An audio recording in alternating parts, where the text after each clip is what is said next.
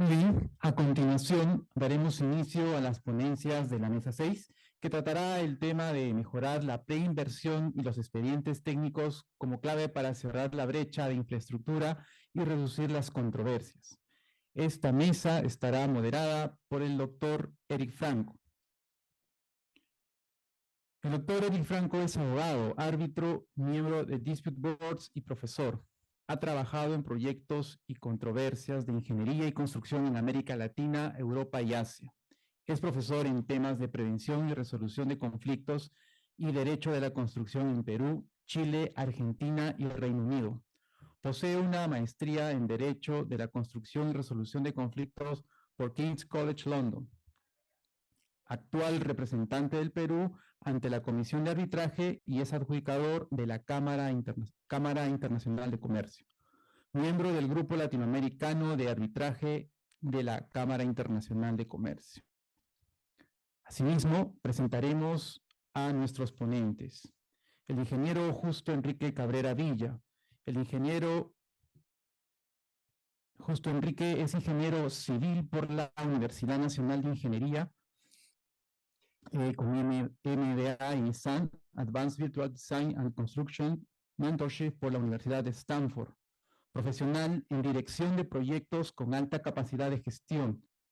Creyente en la utilización del DDC como metodología colaborativa de la tecnología.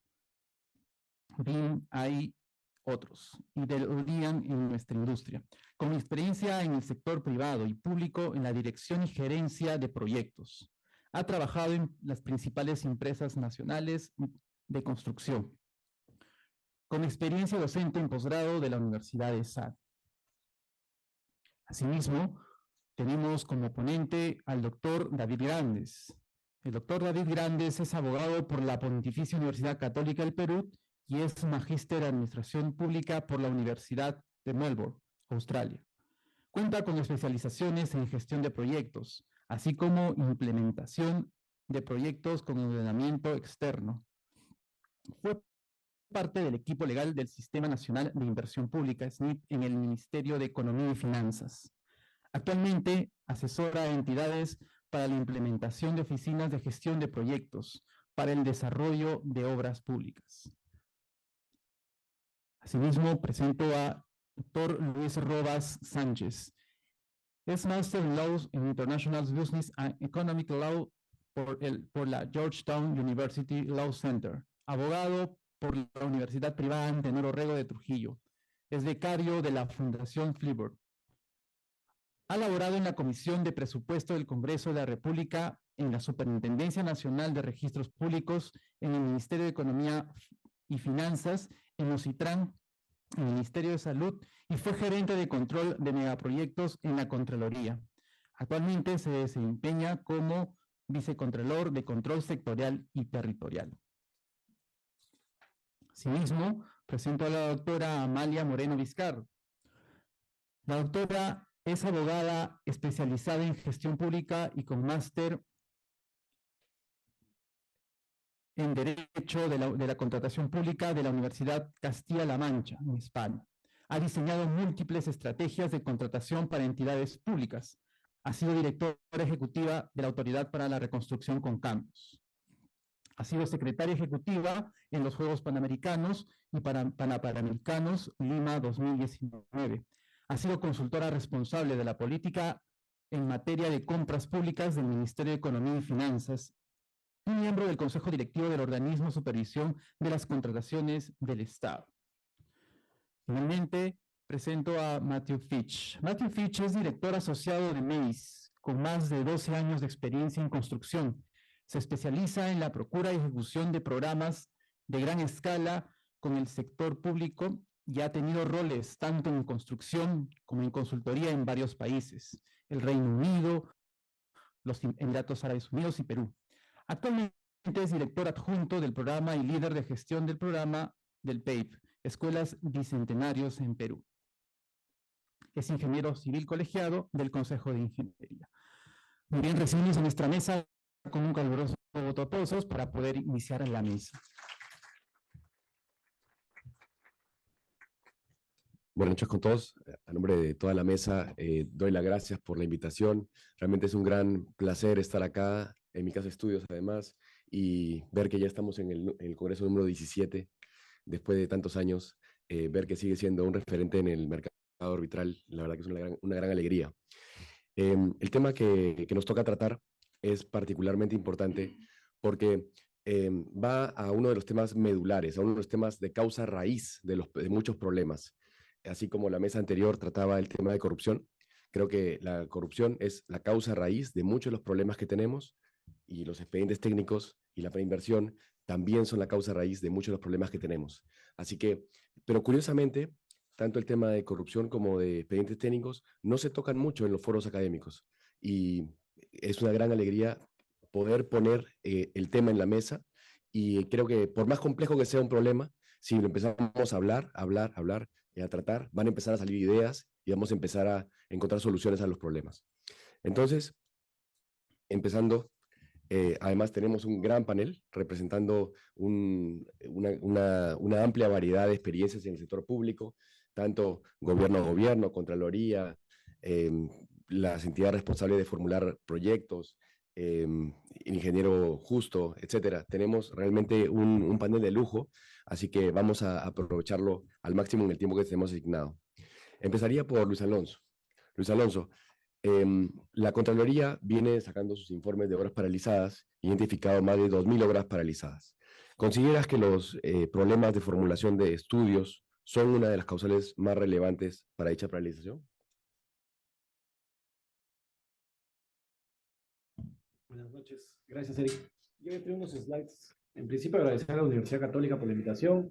Silvia, muchas gracias siempre por la gentileza. Y Eric, por supuesto. Y saludo al ilustre panel con el que tengo el honor de estar esta noche.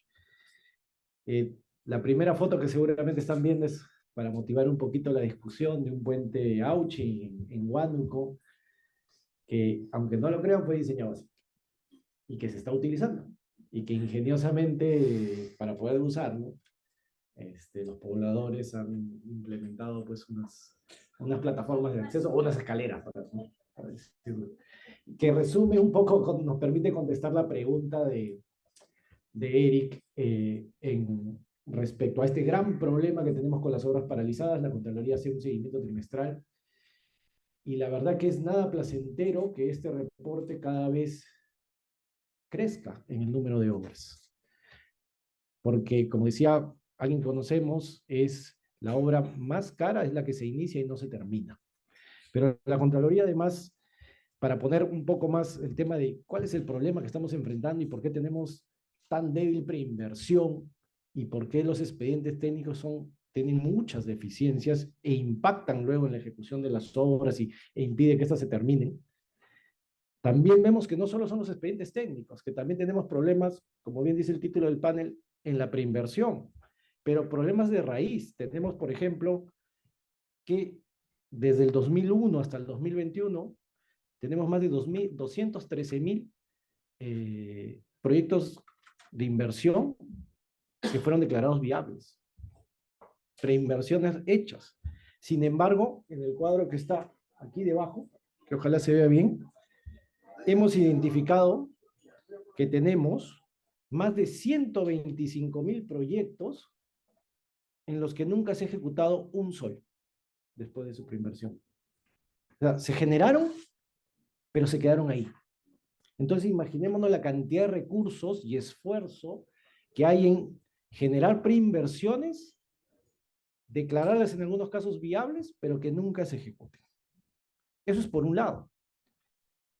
Pero además, esta atomización, como bien dice el título, también nos impacta, porque en lugar de estar concentrándonos en hacer buenas preinversiones para proyectos emblemáticos, para programas, para portafolio de proyectos, lo que tenemos es una proliferación que también, lo de la preinversión y la dispersión que vemos en la preinversión, nos impacta en la ejecución. Y vemos que como el gobierno local tiene más de 90.000 obras, pero miren el monto de esas 90.000 obras, 216.000 millones. El gobierno nacional tiene 8.000 y lo supera en monto. Entonces tenemos mucha obra chiquitita. Formulamos mucho proyecto chiquitito, de poco impacto, de baja calidad, probablemente. Y de ahí lo dispersamos en ejecución y muchos de esos son porque el ratio, evidentemente, de obras mayormente paralizadas está en los gobiernos locales, que nunca se terminan. Pero además, el impacto en los montos, ¿no? Proyectos mayores a 1.000 millones, hasta el 2021, 34. Pero proyectos entre 0 y 1 millón, más de 60.000. Entonces, nosotros gestionamos infraestructura pública, hacemos infraestructura pública para mejorar la prestación de servicios públicos. Pero claramente vemos, por favor la siguiente, que con esta atomización no tenemos cómo tener impacto en mejorar la prestación de servicios públicos y vemos fotos como las del inicio.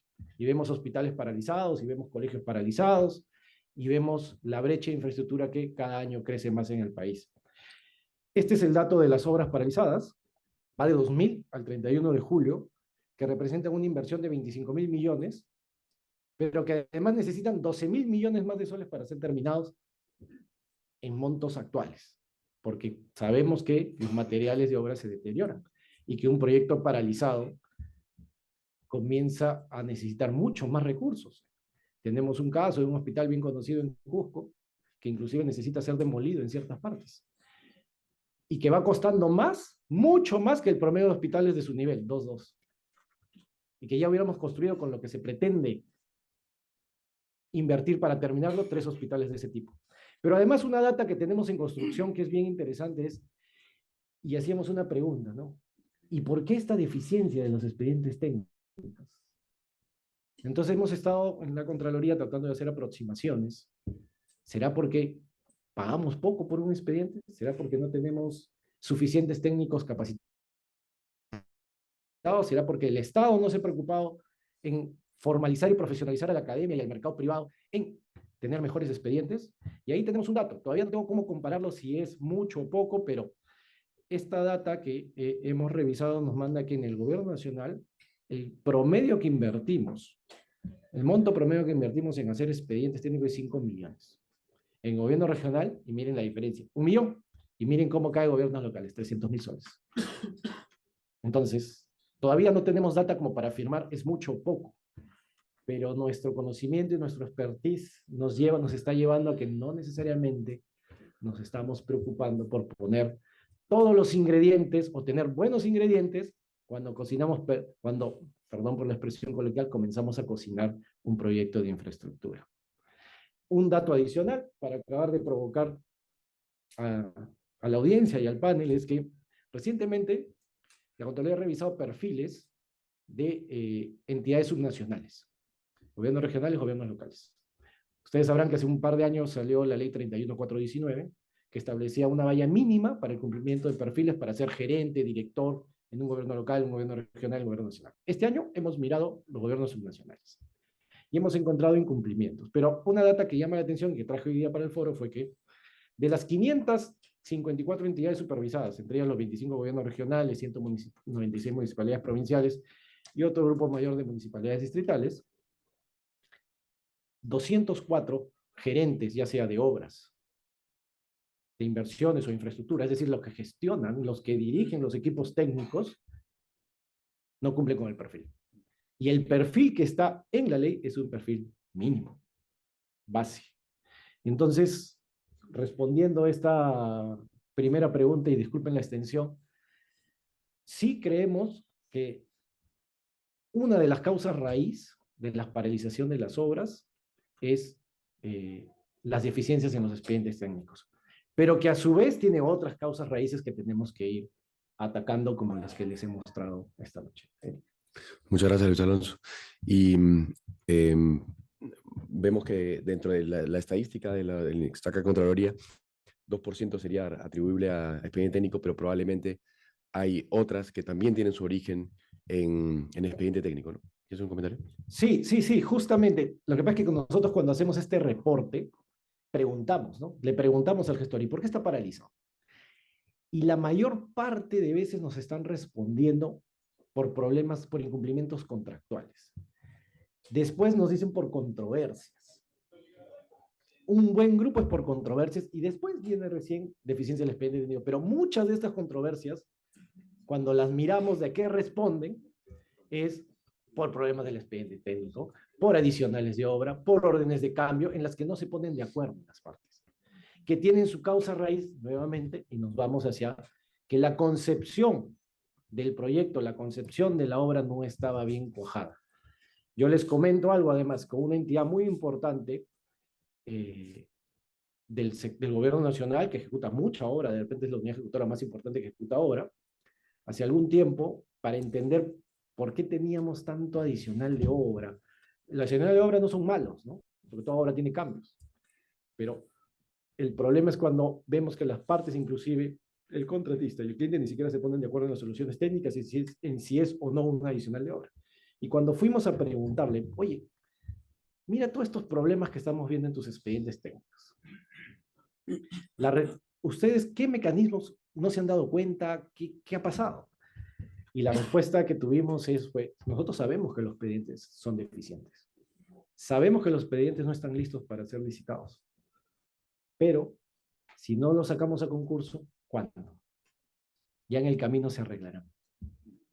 Entonces, eso creo que es bien sintomático de lo poco que desde el sector público, porque yo soy toda mi vida trabajando en el sector público y me siento parte del problema, es que hemos reparado en la necesidad y en la importancia que tiene esta primera fase que nosotros le llamamos preinversión, comúnmente. Y que no ponemos todos los recursos, todas las capacidades, todos los insumos necesarios para, y los recursos presupuestales, evidentemente, para asegurarnos que esté bien cuajada antes de pasar la inversión. Y corremos, y ahí viene un tema de incentivos, por poner la primera piedra, pero no por poner la última, que es lo más grave. Muchas gracias, Luis Alonso. Y como vemos, estamos empezando a entrar en el tema. Es clave para ejecutar y para terminar de cerrar las brechas que tanto queremos cerrar. David, con relación a... Hay dos temas que ha mencionado Luis Alonso. Uno es el tema, bueno, de la atomización de obras. Te quisiera preguntar si falta ampliar la cartera, yendo un paso atrás a la fase de preinversión, porque expediente técnico ya es fase de inversión. En la fase de preinversión, falta ampliar la cartera de proyectos de inversión pública y cuál es el universo de proyectos y unidades ejecutadas a la fecha. Gracias, Eric. Buenas noches con todos. Primero agradecerles la invitación. El problema de hablar después del doctor Rojas es que ya lo dijo todo y ya lo dijo bien. Entonces, vamos a intentar torturar un poquito los números para que nos digan finalmente lo que queremos escuchar. Esa es una frase que alguna vez le escuché a un economista, ¿no? Para más o menos responder tu pregunta, tomando como data el Banco de Inversiones del Invierte, ¿eh? Hoy tenemos casi 60.000 inversiones entre proyectos, programas de inversión e IOAs. 60.000 proyectos con presupuesto para este año.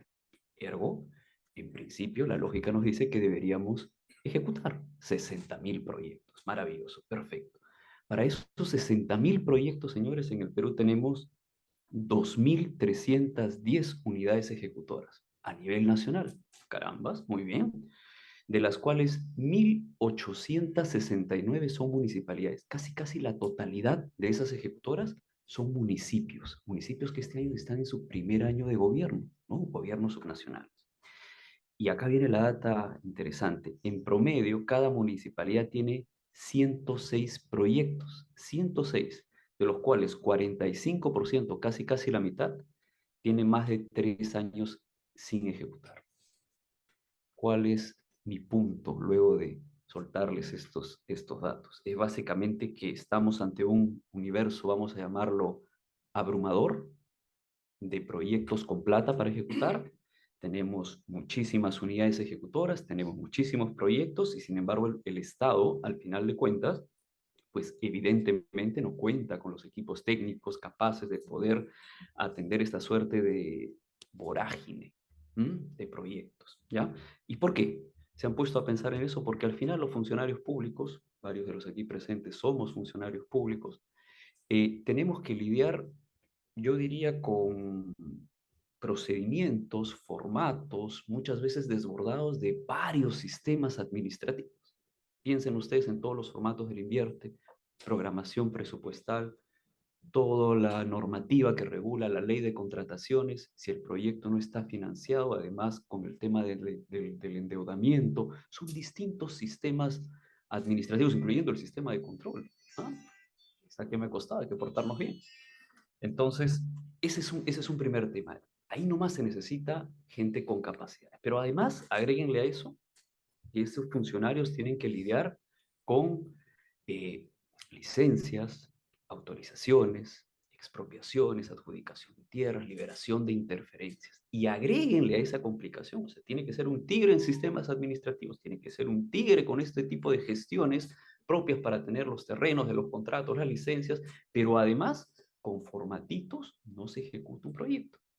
Si algo nos dicen las buenas prácticas que tenemos casi desde los Panamericanos, la reconstrucción, PIP, Bicentenario, es que en el Estado peruano, salvo estas burbujas de los G2Gs, en estricto no tenemos unos estándares de dirección de proyectos. Porque yo no gano nada llenando formatos de los sistemas administrativos si es que no sé gestionar costos, cronogramas, si es que no tengo debidamente identificados mis riesgos, ¿ah? La gestión de los stakeholders, etcétera, etcétera, todo lo que hace básicamente una oficina de gestión de proyectos. Entonces, si tenemos este universo tan grande y tenemos deficiencias y tenemos todos estos problemas, en realidad, ¿qué podemos hacer?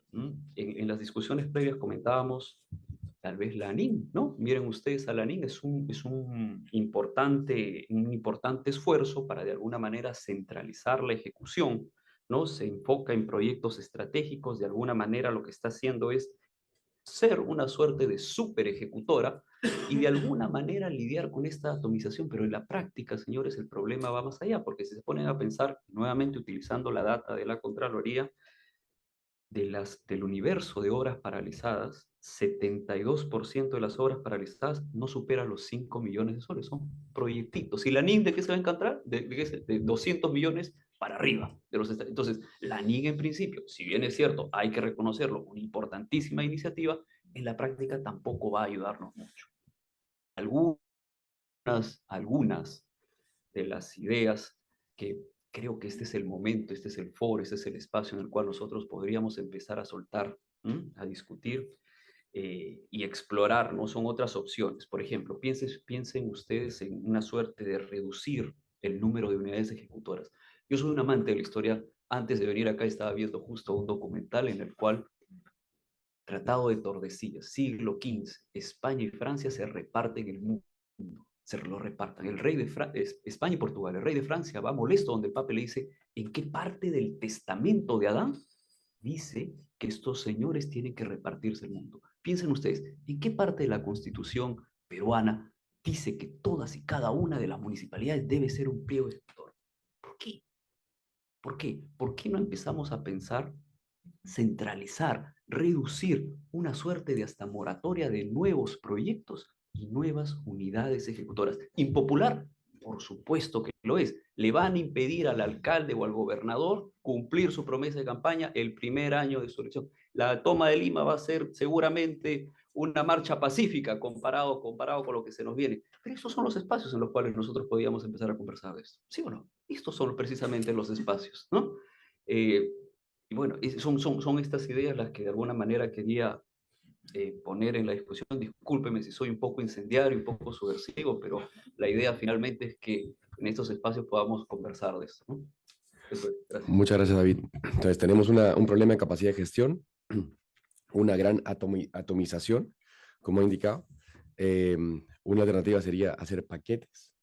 Se habla de moratoria para entidades que no cumplen con ejecutar su presupuesto, ¿no? Y esto trae a colación el tema de que los políticos son un peligro para las inversiones, pero también son un aliado a las inversiones. Son un peligro para las inversiones porque, como ha dicho Luis Alonso, se focalizan mucho en poner la primera piedra más que en poner la última. La última ya no importa, ya estará en otro cargo.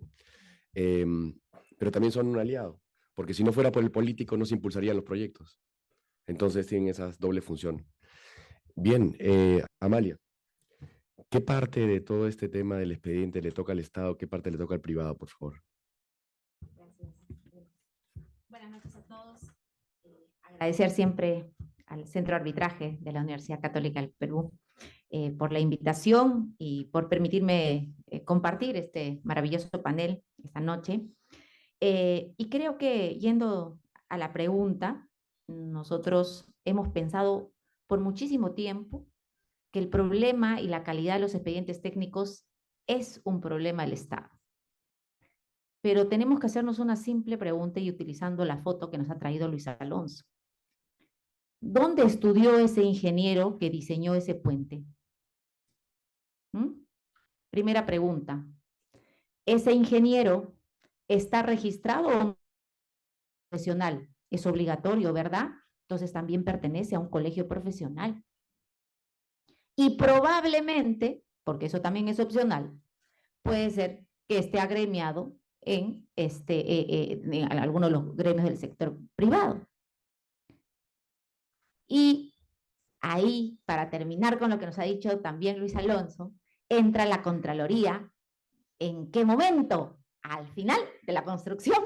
Entonces son muchas cosas que se reúnen en algo que se hace mal. Pero no se preocupen que para el Estado y para flagelar al Estado, estamos aquí varios y para decir las cosas que estamos haciendo mal. Y me gustaría un poco concentrarme en justamente en estos actores principales en la mejora de esta calidad. Creo que todos coincidimos, y he escuchado atentamente a nuestros panelistas, en que la inmediatez, sobre todo del político, es el que mata la planificación, ¿no? Maldita inmediatez que matas la planificación y que sobrepones a la razón, ¿no? La pose.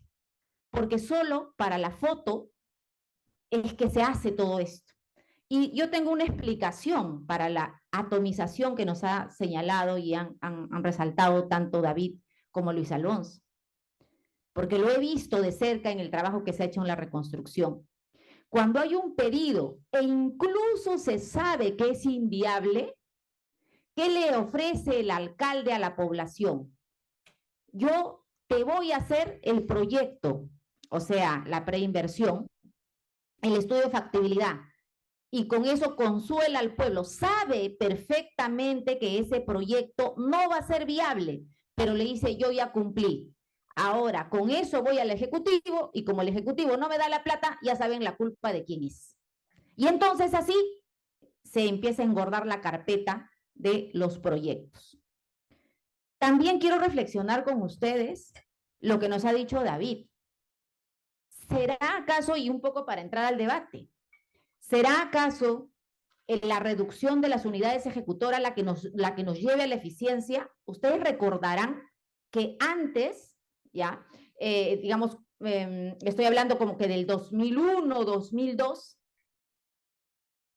no habían tantas unidades ejecutoras y se empezaron a incrementar las unidades ejecutoras porque no se daban abasto o porque simplemente el que estaba a cargo de, por ejemplo, el de la provincia, que tenía que ser para el distrito, no se ocupaba de sus distritos favoritos y dejaba a los demás sin proyectos. Y como no había ese control, empezaron a crearse las unidades ejecutoras en todos los municipios. O sea que por ese tránsito también ya el país vamos a decir, ha transitado y no nos ha funcionado, ¿no? Y entonces ahora tenemos que empezar a mirar a largo plazo, por el amor de Dios, a largo plazo. Nos hemos pasado los años buscando la fórmula, vamos a decir, legal para lanzarle el guante al que hizo ese mal expediente técnico. ¿Cómo? Todos decían, pero si lo contratan por orden de servicio, toda una filosofía alrededor, ¿no? Es por orden de servicio, no, la Contraloría no lo puede sancionar, pero entonces como proveedor sí, pero si ya le dio la entidad, ya le dio la conformidad, entonces ¿dónde atrapamos a ese que hizo mal el expediente técnico o al que hizo mal la preinversión? ¿Cómo lo atrapamos? ¿No? Y no teníamos que pensar en eso. Yo creo, y es mi humilde opinión, que lo que hemos debido es de buscar ayuda, de una articulación fina con la academia, con los colegios profesionales, porque es una solución de largo plazo. porque nuestros estándares en ingeniería tienen que mejorar, porque si no, no tendríamos estos resultados. O sea, no podemos tapar el sol con un dedo.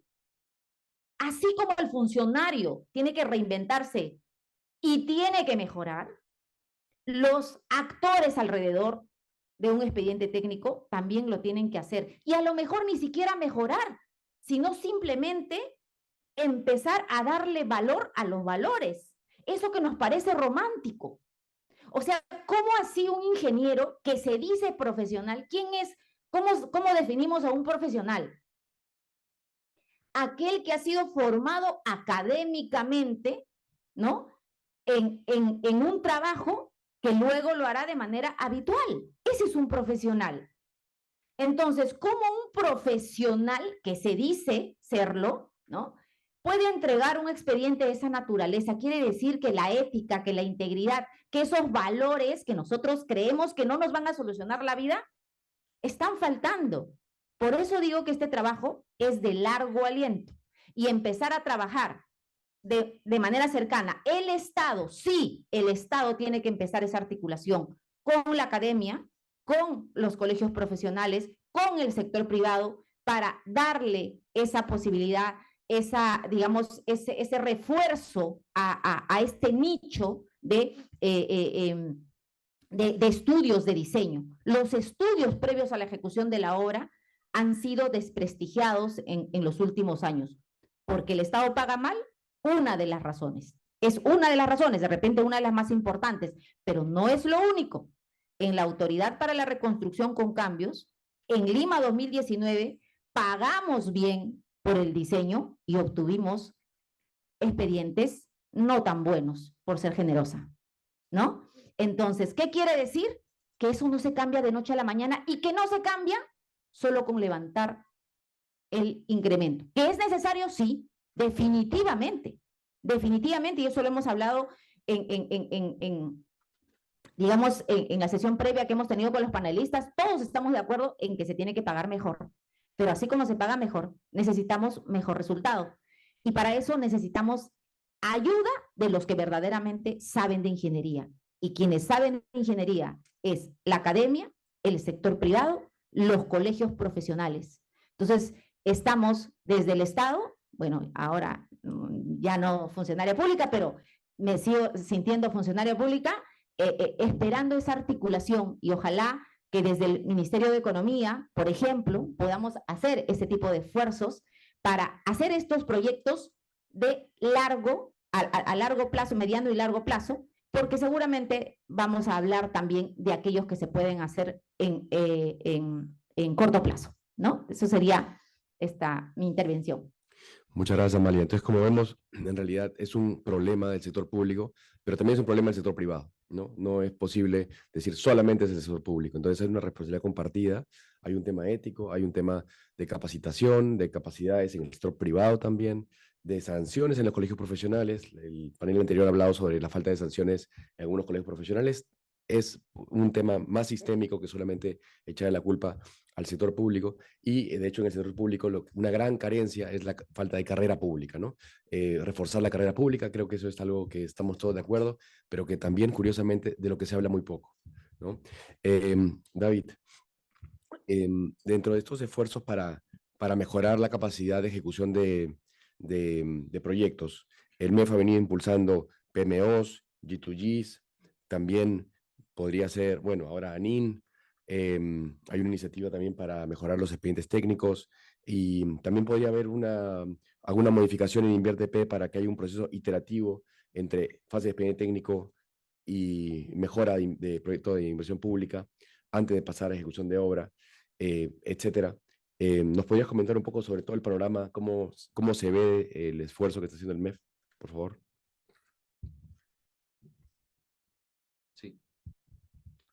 Gracias. Gracias. Empiezo por acá y me voy para acá. Podría empezar casi citando algunas normas de menor nivel, básicamente resoluciones directorales, una en particular enfocada en el tema del expediente técnico que fue aprobada por el MEF el año pasado, pero no los quiero aburrir con normativa pequeña, casi casi minucias, porque están también, creo, enfocadas más en controlar casi casi ex post. Entonces quiero enfocarme básicamente en tres políticas que veo con muchísimo agrado, que están siendo impulsadas desde el Ministerio de Economía y Finanzas y que siento que esas sí te mueven la aguja de la inversión, que te mejoran la calidad de los expedientes técnicos a futuro, ¿no? El primero ya tiene 3 años, por 4 años, que empezó en el 2019 como una política pública aprobada en la Política Nacional de Competitividad y Productividad. Me estoy refiriendo específicamente al Plan BIM Perú. Plan BIM Perú, de alguna manera, propone en el largo plazo, hasta julio de 2030, la gran meta, el gran objetivo, es que las entidades de los 3 niveles de gobierno puedan implementar, desarrollar, aplicar en sus inversiones, específicamente las relacionadas con infraestructura, con edificaciones, la metodología BIM, que sin duda es pues un salto enorme en cuanto al desarrollo de la calidad del expediente técnico, ¿no? Eso es algo sumamente importante, gracias. Tiene una estrategia de adopción progresiva, tiene distintos hitos, a la fecha se han cumplido todos los hitos, el último hito es a julio de 2030, en el interín se han aprobado metodologías, se ha aprobado la guía, BIM, ya se tiene incluso pilotos, pero ¿sabe qué cosa no se tiene? No se tiene recursos, presupuesto para implementar esos pilotos. Fíjense ustedes, nace del propio MEF, una política pública impulsada por el propio MEF, que ya a la hora en la que sale y se implementa en la cancha, tiene el problema del presupuesto. No presupuesto para pagar a los consultores de Poder Ejecutivo que están implementando el plan BIM. No, no, no. Problemas presupuestales para entregar recursos a las entidades en las cuales se van a implementar los pilotos. Y eso es algo que se está viendo en este momento incorporar para la ley de presupuesto del próximo año. Sin recursos, pues simplemente no se puede hacer nada. Todo queda en buenas intenciones. Plan BIM Perú, yo diría una importante iniciativa impulsada desde el MEF con el apoyo del Banco Interamericano de Desarrollo en una consultoría bastante grande. Se tiene ya bastantes normas, metodologías, se está implementando, se tienen los pilotos. Eso puede mejorar a futuro mucho, 2030, en el peor de los casos 2030, julio de 2030, ese es el gran objetivo, la implementación de metodología BIM en los 3 niveles de gobierno. Fíjense ustedes, es muy ambicioso. El segundo es este que tengo en la pantalla, que es el famoso enfoque PMO. El enfoque PMO es otra política pública diseñada por el MEF. Esta sí es mucho más reciente. El Plan BIM Perú es casi casi su gemelo, su émulo. El Plan BIM Perú ya tiene por lo menos 4 años, desde el 2019. El enfoque PMO, que es la política de empezar a desarrollar PMOs para obra pública, no para APPs, eso corre por otro lado, por ahora, es bastante reciente, de este año, de inicios de este año.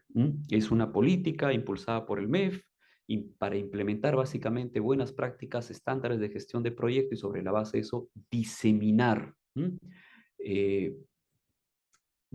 los buenos principios de la dirección de proyectos en las entidades públicas. Siguiente, por favor. Gracias. El enfoque PMO que está sacando adelante el MEF, evidentemente se enmarca dentro de las políticas y los planes de Estado. Básicamente tienen ustedes ahí la Política Nacional de Competitividad, al igual que el BIM, y el Plan Nacional de Competitividad también se enmarca ahí. Y políticamente hablando, fue, digamos, casi uno de los principales puntos antes que se inicien estos programas Punche Perú, ¿no? Con el primero de todos, que fue el Plan Impulso Perú. Eso fue el año pasado. Está ahí también diseñado. Siguiente, por favor.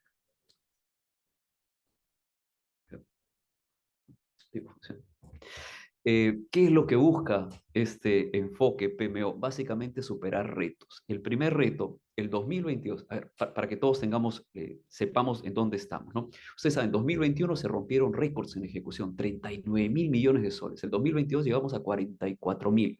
Para que tengan una idea, del 2013 al 2019, año previo a pandemia, la maquinaria del Estado peruano no importaba los recursos que tú le inyectaras, la maquinaria del Estado peruano ejecutaba en promedio 31, 32 mil millones de soles, perdón.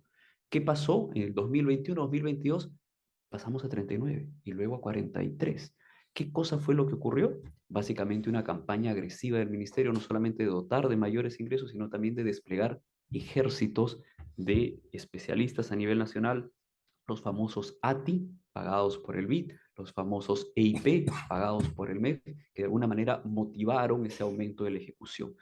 Pero, fíjense ustedes, aún rompiendo récords de ejecución, se dejó de ejecutar 28% de todo el presupuesto del año, ¿no? 18.226 millones. Entonces, el primer reto con este enfoque PMO es mejorar la ejecución presupuestal, cosa que así se va reduciendo más el tema de las brechas. Y el segundo reto es básicamente mejorar la ejecución física. Evidentemente, ustedes saben, lo que se declara viable es distinto a lo que se termina haciendo en el expediente técnico y es distinto a lo que se termina ejecutando.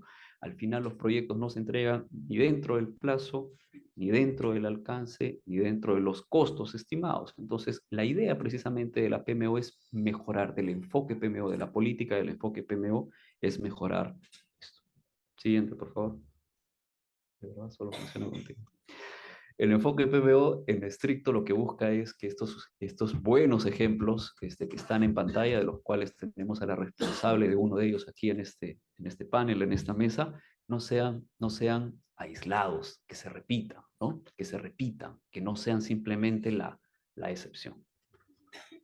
Ah, de dos. Me corrigen, de dos, no de uno, solo de dos, desde la modestia siempre. Muy bien, ¿cómo se ha materializado? ¿Cómo se ha materializado este enfoque PMO?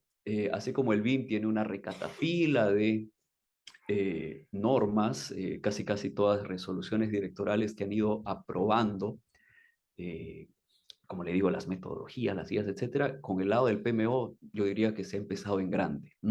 Antes de establecer, por ejemplo, la guía PMO, ¿no? O metodologías de PMO, aprobarlas formalmente, lo que se hizo es aprovechar políticamente el espacio que se tenía, se abrió una ventana política, se abrió las facultades legislativas al Ejecutivo y a alguien se le ocurrió la brillante idea, debo reconocer, de incorporar en un decreto legislativo, ya con el peso que tiene una ley, la política PMO. Entonces tienen ustedes ahí el decreto legislativo 1553, que básicamente aprovechó este espacio y modificó, fíjense ustedes, el alcance del invierte, diciendo, el invierte, además de la programación multianual y la gestión de inversiones, ahora va a dictar como centro de excelencia estándares para la dirección de proyectos, que es lo básico, lo elemental de la PMO. Y acto seguido dijo, como no todo puede ser centralizado en el MEF tiene que dar estas buenas prácticas y esto tiene que difuminarse, las entidades van a poder ellas mismas crear sus propias PMO, que para todos los efectos, sí, tarjeta roja, van a poder crear para todos los efectos sus estructuras de gestión de proyectos, que son PMOs, ¿no? Es básicamente eso de lo que se trata. No voy a entrar más en detalle con la lógica del decreto legislativo. Estoy, me imagino, frente a muchísimos abogados, así que estoy seguro que ustedes lo pueden revisar. Esta es la consultoría, básicamente, que está financiada por el BID y que la idea es que apoye al MEF para crear este futuro centro de excelencia. Ya no quiere. Ese es el alcance, básicamente, de lo que va a tener la PMO. Y en este momento ya se tiene, recién este año nuevamente, pilotos donde implementar este enfoque PMO. La idea es desarrollar los estándares desde el MEF, aplicarlos en los pilotos, sacar buenas experiencias, lecciones aprendidas y luego con el poder normativo que tiene el MEF, evidentemente, empezar a emitir guías, normas, lineamientos para que las propias entidades, en el marco del decreto legislativo que les comenté, creen sus propias entidades de gestión de proyecto y puedan empezar a aplicar esos estándares en sus propias carteras de proyecto.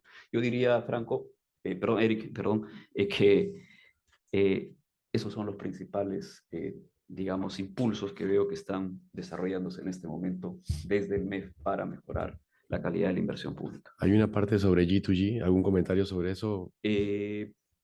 pero ya me sacaste la Algo, tarjeta. algo general así en un minuto. Me la cambió a María, perfecto. Me siento ridículo en eso. Un minuto. Un minuto me da. Era Ruiz, no Ruiz Díaz, no. No lo mencionemos, no lo mencionemos. Los acuerdos gobierno a gobierno. Tenemos a Amalia aquí, estoy seguro que Amalia puede darnos cátedra de eso. Era simplemente poner a colación recientes modificaciones a la normativa de ley de contrataciones del Estado, precisamente que regulan la facultad, la posibilidad de acudir a un acuerdo gobierno a gobierno. Anteriormente, antes de estas modificaciones, en honor a la verdad, los criterios eran bien laxos para sacar adelante un G2G. Era, perdónenme, la sencillez, pero era facilito sacar un G2G. No son requisitos básicamente que se salían a pedido, ¿no? Ustedes salen al mercado y al contratista le dice, dame un estudio de mercado y le va a responder cuál quieres que sea el resultado de antemano. Tan simple como eso. Van a la oficina de presupuesto y le dicen, quiero que me saques un informe con estas características, y eso quiere el viceministro o el ministro, ni hablar, sale así, esa es la verdad. Y todo esto estuvo, digamos, pasando por agua tibia hasta que llegó, vamos a también decirlo, sin tapujos, el G2G de Carretera Central. Ustedes pueden investigar, leer al respecto, respetados, ¿no? Y muy reputados, incluso exministros de Economía, si mal no recuerdo, el exministro Oliva, incluso el exministro Segura, básicamente lo que dijeron, desde el punto de vista fiscal, esto es una locura. Esto es una locura, porque lo que hizo en su momento el MTC fue comprometernos como país a desarrollar un proyecto de 11.000 millones, que ahora nos acaban de dar la noticia que cuesta ya no 11.000, sino 22.000, de suscribir contratos, acuerdo a gobierno con un Estado y comprometerse a recibir esa asistencia técnica por casi 100 millones de dólares, 80 y tantos millones de euros, sobre la base de sacar adelante un proyecto con estas características con un estudio de preinversión, en solo 6 meses, y con un estudio de preinversión que venía con todo el respeto que se merece del gobierno regional de Junín. Había sido formulado y elaborado por el gobierno regional de Junín, se lo había pasado al MTC, y sobre la base de eso el MTC sacó adelante este G2G. A lo que voy es, sobre la base de esta situación, que encendió todas las alarmas, pues se han implementado algunos cambios. Yo les he puesto, perdón, yo les he puesto básicamente un par de candaditos. No es en vano que estos candados sean chiquititos, porque de alguna manera el MEF lo que ha tratado de hacer es cubrir la suscripción de este tipo de acuerdos con ciertos candados de índole presupuestal y de índole técnico. ¿Presupuestal en qué sentido? En el sentido de, a ver, si el proyecto dura 5 años, no nos sirve de mucho que me digas que tienes presupuesto para los 3 primeros, porque el grueso de la inversión del proyecto se va a dar en los años 4 y 5, sin ir muy lejos, algo tan simple como eso. Y que además incorpora la posibilidad de que estos informes que van a hacer las oficinas de presupuesto de las entidades se lo remitan al MEF para que no sorprenda. Y desde el punto de vista técnico del invierte, a propósito de los G2G, ya lo que se pide son básicamente opiniones de distintos órganos internos de la entidad. Todavía se mantiene dentro de la entidad, pero de alguna manera empieza a identificar responsables dentro de la entidad que de alguna manera den fe de que los estudios de preinversión sobre la base de los cuales se va a sacar un proyecto tan grande, ¿no? En el marco de un G2G, pues cuenten con una viabilidad adecuada, sean lo suficientemente técnicos, vamos a llamarlo así, y para no repetir errores futuros. Disculpen si estoy corriendo, pero bueno, eso es básicamente lo que quería comentarles, algunas novedades que está sacando Eric, el Ministerio de Economía, o que ya sacaba en relación con la modificación de los acuerdos gobierno. Muchas gracias, David. Vamos viendo cómo en realidad cada uno de estos pequeños puntos da para largo y son temas bastante profundos, ¿no? Dentro de este tema del G2G, una posibilidad podría ser que haya un G2G para la fase de preinversión y para la fase de expediente técnico, algo que hemos estado comentando, y si nos da tiempo al final lo vamos a comentar con un poco de detalle. Y dentro de todas las ideas que surgen y que están en el mercado con relación a la frustración que hay por la deficiencia del expediente técnico, una de ellas es pasar más al método diseño y construcción, ¿no? Donde no hay un proyectista y un constructor, sino que sea esté integrado, ¿no? Entonces, justo, ¿nos podrías comentar, por favor, sobre esta integración, en qué consiste? Muchas gracias, Eric. Agradecerte, Silvia, por la invitación. Bien, a ver, espero que Eric no me saque la tarjeta roja y creo que la podemos esconder un momento. Luego de escuchar a mis compañeros del panel, hay tantas ideas y lo primero que se me ocurre decirles es que esto no va a quedar aquí o no debe quedar aquí, y no porque sigamos conversando, sino porque ojalá esto sea no un primer paso, seguro ya han habido otros, pero uno de los pasos que necesitamos como país para verdaderamente hacer las cosas bien. Algunas cuestiones generales. Se estima que la brecha de infraestructura en nuestro país es de 150.000 millones de dólares. Un dato de la consultora McKinsey del año 2017 nos revela que 10 veces el monto de la brecha de infraestructura que tenemos en el Perú es lo que se desperdicia anualmente por mala gestión de proyectos. Es decir, típicamente en el mundo se gestionan mal los proyectos de construcción. Y esa es una alerta especialmente para el Estado, que es el principal cliente, para decir, caramba, tenemos que cambiar las cosas, no podemos seguir haciéndolas igual. Un segundo punto, el plantearles una idea a ustedes para poder, ojalá, empezarla a hacerla crecer, empezar a hacerla crecer, y es que hablemos mejor de un sistema. El sistema que les planteo como inquietud a ustedes es el compuesto por la industria de la construcción, por la academia y por el Estado. La industria de la construcción, en este momento en el mundo, está avanzando a una velocidad que seguramente nunca antes la ha experimentado. En tecnología, en gestión del conocimiento, en dirección y en gestión de proyectos. Entonces, la industria de la construcción es la que debe liderar toda esta transformación hacia el cierre de la brecha de infraestructuras, acompañado de la academia y el Estado como gran facilitador. Ese es un primer concepto que considero importante ponerlo sobre la mesa y seguramente compartirlo y ojalá llegar a un final feliz. Pongamos un primer final feliz, Perú 2050, que está aquí a la vuelta de la esquina, ¿verdad? Recordemos cuando iba acercándose el año 2000, ¿no? Y oye, se acabará el mundo o se confundirán las computadoras. Bueno, estamos 2023. Cerramos, abrimos los ojos y vamos a estar 2050 y tenemos que hacer las cosas mejor y diferente. Otra cuestión, y disculpa Eric que esté dando un poquito de vueltas antes de aterrizar, es que efectivamente el tema del expediente técnico así, con esa palabra casi arqueológica, que queremos aferrarnos de todo corazón y no soltarla, es algo que ya no va más en el moderno mundo de la gestión de proyectos en el mundo. Hablemos mejor de la información que se necesita para hacer la construcción. Entonces podemos hablar con nuestros amigos del MEF, de la Contraloría, con todos los actores del Estado, con todos los actores de la academia y con todos los actores de la industria y preguntarnos qué necesitamos para generar la información correcta que nos permita hacer los proyectos que nos van a entregar activos de construcción que no se acaban cuando termina el proyecto, sino van a estar en uso durante 50, 100 años, no lo sabemos. Entonces, esta es la gráfica que quiero reflexionar con ustedes. Es la única lámina que he traído para no extendernos. Me hubiera gustado que esto sea una especie de clase de 15 sesiones, pero bueno.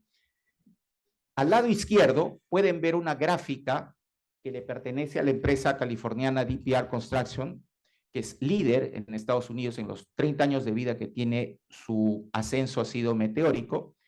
Y esta empresa nos propone que el ciclo de vida del proyecto no es aquella campana de Gauss que nos dice, por ejemplo, la guía de PMBOK, sino al inicio, en la fase de preconstrucción, se deben generar los mayores esfuerzos. En esa fase de preconstrucción, que de manera práctica es todo aquello antes de la construcción, es decir, intervienen nuestros amigos del MEF, de la Contraloría en control concurrente, etcétera, para generar la información que nos va a servir para la construcción, todo aquello no cuesta un sol, ni tampoco demora una semana. Genera esfuerzos de varios equipos multidisciplinarios para que luego podamos entrar a la etapa de construcción con un proyecto que no admita mayores discusiones de lo que se va a obtener. Y eso, mala noticia para nuestros amigos abogados, disminuye las controversias. Como ven ahí, fase de controversias, de conflictos. ¿Por qué? Al lado derecho pueden ver una imagen, no sé con qué tanta nitidez se verá. Es una imagen de una captura BIM de un puente X. Y aquí también un breve alto en el camino, una pequeña reflexión. Eric, por favor, con toda confianza me sacas la tarjeta roja porque, así como a todos nosotros, me encanta hablar cuando entro a este tema. El BIM, para entenderlo de manera práctica, es un gran repositorio de datos, al margen de las imágenes que veamos. Entonces, esa generación de datos en la fase de preconstrucción le va a servir al MEF, a la Contraloría, al cliente, el Estado, si hablamos del Estado, al contratista general, a poder tener una información de qué es lo que va a ocurrir durante la etapa de construcción y toda la información que le va a servir al cliente durante la etapa de operación y mantenimiento que pueden ser X años más adelante. Todos esos esfuerzos se deben trabajar y focalizar en la fase de preconstrucción. Entonces, no hablemos de expediente técnico, hablemos de la información necesaria para generar buenos activos de construcción que sirvan realmente al usuario final durante toda la etapa de operación y mantenimiento de la mejor manera. Ese es el concepto. Primero hago una recapitulación, hablemos de sistema, industria, academia y Estado como gran facilitador. Un segundo concepto, no hablemos de expediente técnico, hablemos de la información necesaria para generar un buen proyecto, y para generar esa buena información tenemos que cambiar nuestro concepto de cómo estamos trabajando la fase de preconstrucción y seguir las buenas prácticas que ven ustedes ahí reflejadas en esa gráfica. El BIM, y aquí termino, para felicidad de Eric, el BIM, y quiero felicitar aquí a mis compañeros del panel que han trabajado y trabajan en el Estado. Un breve paréntesis, otro breve paréntesis. En el Perú, amigos, estamos haciendo las cosas bien, pero las piezas del rompecabezas todavía están sueltas. El Plan BIM Perú, el PMO que nos acaba de decir David, ¿no? La forma como estamos recibiendo la transmisión de buenas prácticas de parte de los PIP, etcétera, del G2G, etcétera. Estamos haciendo las cosas bien, pero necesitamos también un gran articulador. Y aquí les traigo la última idea de esta primera parte de mi intervención. No sé si de repente sea la última, así que lo digo para despertarles la inquietud. La ANIN, ¿no? Hace unos meses, el comercio tuvo la gentileza de publicar un artículo donde transmitía una idea. Y esta idea es el BCRP de la infraestructura, ¿no? Una institución con la fortaleza de nuestro BCRP que tenga una partida de nacimiento constitucional para que los políticos no metan la mano ahí moviendo piezas y luego tengamos lo que está ocurriendo con la SUNEDU. Y todo lo que significa una institución, el BCRP de la infraestructura, que ojalá la ANIN agarre ese cuerpo, ¿no? De tal manera que podamos dormir tranquilos, que vamos a estar en buenas manos y que aquel reto del cierre de la brecha de infraestructura realmente se va a ir haciendo realidad. Entonces, les dejo ese concepto, el BCRP de la infraestructura, que debe ser el camino que debe seguir la ANIN para que no termine como la SUNED. Muchas gracias, Justo. Gracias. La profundidad de los temas que ha tocado Justo es realmente muy vasta. Quizás solamente un par de comentarios para complementar lo que ha dicho. Uno es, no significa que el método donde hay un proyectista y un constructor va a desaparecer o debería desaparecer, pero sí debería dejar de ser el protagonista, y el protagonista debería ser el diseño de construcción. Pero para eso, una de las cosas es que la forma, no debe ser un diseño de construcción a suma alzada. Eso es, normalmente relacionamos diseño de construcción a suma alzada. Y justamente esta idea es un diseño de construcción en la cual la fase de diseño es a libro abierto, por ejemplo, costos reembolsables, y el precio final se fija después de esa primera etapa. Así que, digamos, esa es una idea bien importante para poder entender el concepto completo. Y también pasa porque las constructoras se reinventen. Al día de hoy, el negocio de ingeniería, el negocio de construcción están separados, pero las constructoras tienen que, digamos, asumir el reto y estar dispuestas a flexibilizarse para subcontratar el diseño o tener equipo de ingeniería más grande, lo cual implica un cambio también en el mercado, ¿no?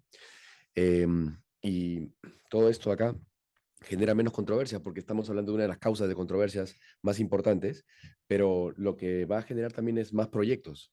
Y cuando hay más proyectos, hay más controversias. O sea, en realidad nos reducimos controversias innecesarias y aumentamos controversias de mejor calidad en todo caso, ¿no?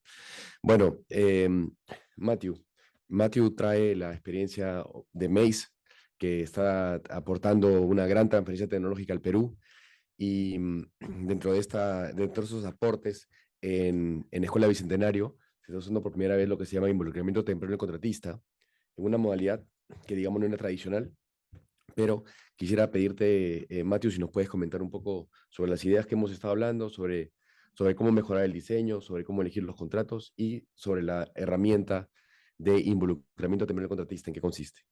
Sí, gracias. Sí, buenas tardes, buenas noches a todos.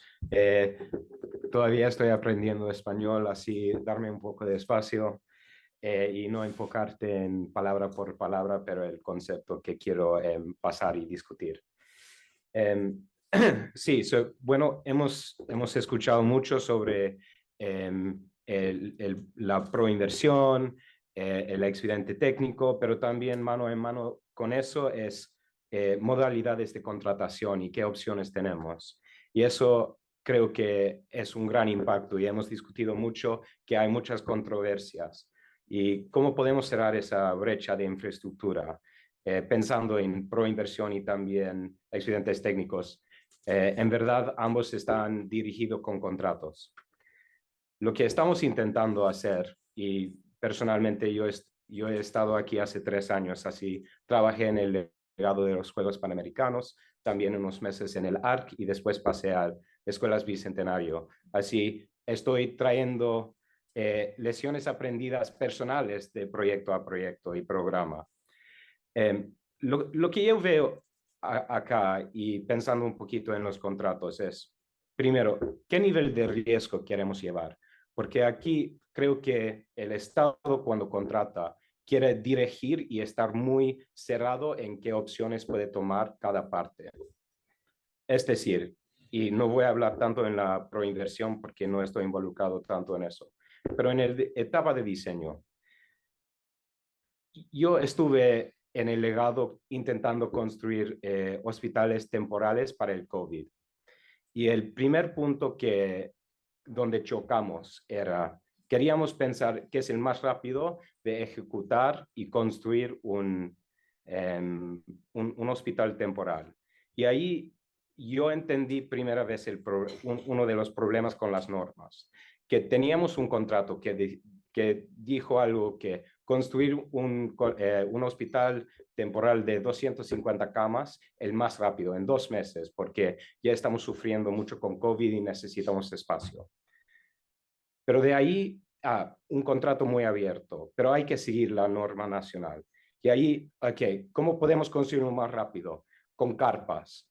Pero la norma dice que solamente puedes construir con tabiquería.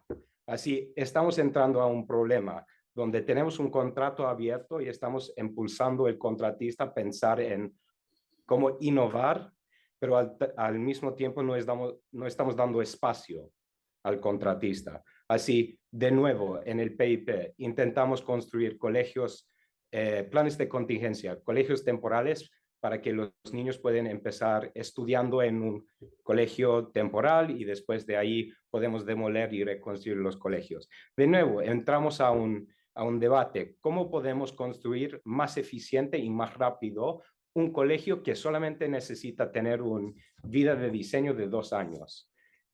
de nuevo, la ley solamente dijo, no hay una ley que dice, o no hay una norma que regulariza el tipo de diseño para una escuela temporal, solamente permanente. Así tenemos colegios temporales que necesitan estar ahí solamente 2 años, pero diseñado para 20 o 30 años. Así de nuevo, estamos hablando de tipos de contratos, pero la ley no permite ejecutar bajo esos tipos de contratos. Así, primer punto es, ¿qué podemos hacer? Liberar un poquito la norma. En Inglaterra, mi experiencia es que puedes construir cualquier cosa, pero hay normas que dice, hay que pensar en la contraincendio, hay que pensar en cómo escapen los niños, hay que pensar en, no sé, el ventilación cruzada. Pero no dice que esto es el material que deberías utilizar y cómo. Así, cuando brindamos o intentamos abrir tipos de contrato y entrar a diseño y construcción, damos más espacio al contratista, porque el beneficio de diseño y construcción es, al final de todo, y muchos han dicho eso, el diseñador hace un diseño lindo en papel, está aprobado, está pagado y después va de ahí. Pero el contratista es lo que está ejecutándolo. Y al final de todo, él va a ser el donde encuentra un problema con el diseño y ahí llega la controversia. Si hacemos algo como un diseño y construcción, el contratista no tiene un espacio de escapar para decir, no puedo ejecutar ese diseño porque no fue contemplado esto. En base de su diseño debería tener y hacer sus estudios mecánicos y de suelo. Y ahí estás obligando al contratista con todo y estás pasando todo el riesgo al contratista y diciendo, mira, usted inteligente sabe cómo construir. Bríndame un diseño que se puede construir. Bríndame un diseño que es factible para ese sitio. Y también, y como estamos haciendo en las escuelas Bicentenario, tenemos 2 etapas, que es involucramiento temprano del contratista. Y eso es, tenemos una etapa de involucramiento temprano y después una etapa 2, que es la ejecución. El involucramiento temprano es que ellos hacen el diseño, suma alzada, porque es un precio más o menos conocido. Yo sé si necesito diseñar 10,000 metros cuadrados, es un monto X. Así yo puedo pasar un precio fijo para el diseño. Y de ahí ellos brindan un diseño aterrizado que ellos pueden construir con precios del mercado, porque al final de todo, cuando entramos a etapa 2, están obligados a construir ese diseño por ese precio en ese plazo. Así estoy pasando ese riesgo al contratista a diseñar algo que se puede construir. Pero el parte lindo del contrato es que si no estoy de acuerdo con el precio, si no es factible, si no brindo los resultados que quiero o que hay un problema con el sitio, puedo resolver el contrato sin perjudicarme. Así, y eso estamos como gestionándolo y estamos viendo que sí hay unos demoras, sí hay unos desafíos, pero al mismo tiempo tenemos un diseño aterrizado al final, con una obligación del contratista de construirlo. Y no hay una ruta de escape de ellos decir, no puedo hacer eso, levantarlo en controversia. Pero al mismo tiempo también, y hablando un poquito desde el inicio sobre qué es el involucramiento del gobierno, hay que pensar un poquito en cómo abrimos la ley para permitir estos diferentes tipos de contratos. Excelente, Matthew. Un tema sumamente complejo, dicho de manera muy corta, pero atrás de esto hay muchísima discusión. Bueno, nos hemos quedado cortos de tiempo. Nos hubiera gustado hablar de temas como una iniciativa para hacer un G2G de fase de preinversión y expediente técnico, hablar del rol de Contraloría para fomentar el control de la calidad del expediente técnico y de otros temas más que, bueno, quedan en el tintero. Y solamente quizás para cerrar, gracias por haberse quedado hasta el final en un congreso de arbitraje JRD hablando de esos temas. Parece que no tuviera mucha relación, ¿no? Pero en realidad tiene mucha relación porque buena parte de las controversias que vemos en el sector construcción tienen que ver con estos temas. Entonces, esa es la causa raíz de muchos de los problemas que vemos. Y si hablamos de prevención, si entramos al mundo de la JRD, entonces esto está estrechamente ligado con lo que hace una JRD. Si vas a una obra y sabes que probablemente el expediente técnico tenga deficiencias, entonces te empiezas a pensar, ¿qué puedo hacer para mejorar el expediente? ¿O qué puedo hacer para ayudar a gestionar el riesgo del expediente técnico? Desde el día 1, ¿no? Así que eso es. Y muchas gracias a Marlene y a Silvia por la apertura para incluir este panel en el Congreso. Así que muchas gracias a todos. Buenas noches.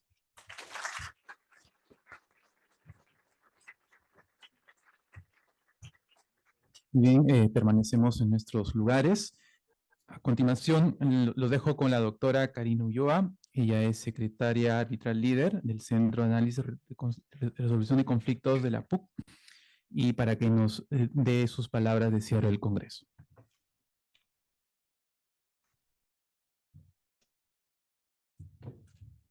Buenas noches con todos. Bueno, muchas gracias. Como dijo el doctor Franco, de hecho, gracias sobre todo por quedarse hasta este momento del Congreso. Han sido 3 días definitivamente de mucho aprendizaje, entonces creo que ha sido una jornada bastante útil y les agradezco por estar hasta este momento.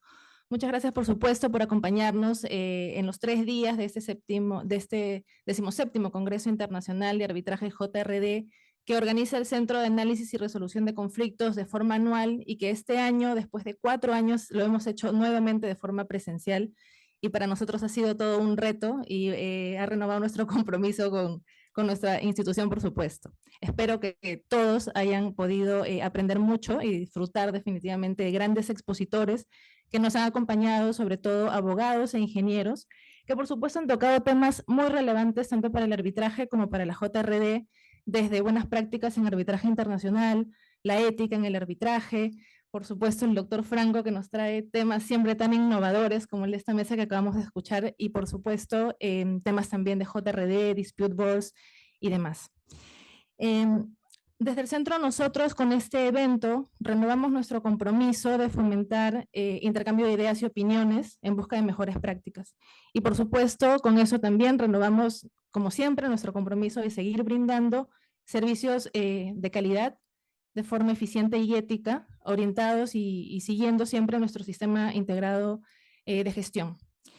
Sin más que decir, y por supuesto no los quiero retener, seguro todos ya tenemos un poco de hambre y sueño.